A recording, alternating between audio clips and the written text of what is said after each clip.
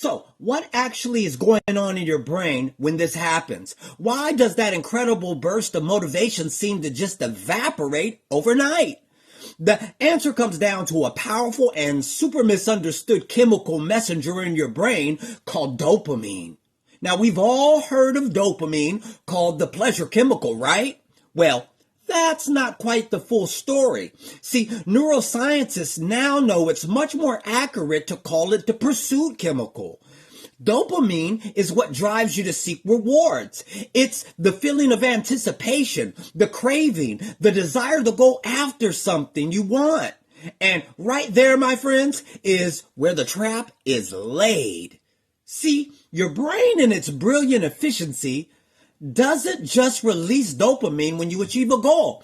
It releases dopamine when you plan to achieve a goal. It releases dopamine when you think about achieving a goal. And most importantly for us, it releases dopamine when we consume content about achieving a goal.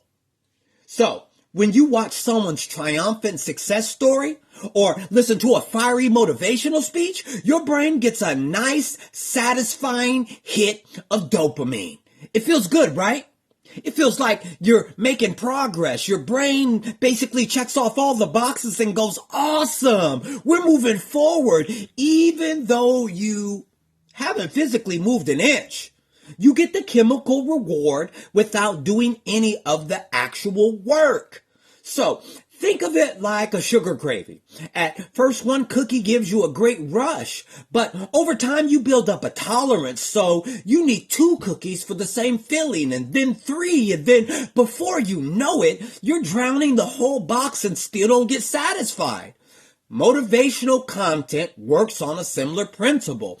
The first video might have you jumping off the couch, ready to conquer the world. But the 10th video and the 100th video, each hit gets less and less effective, and you find yourself scrolling for hours, hunting for the one perfect sentence that'll finally push you over the edge. But all you're really doing is feeding an addiction to the feeling of motivation and not the act of it.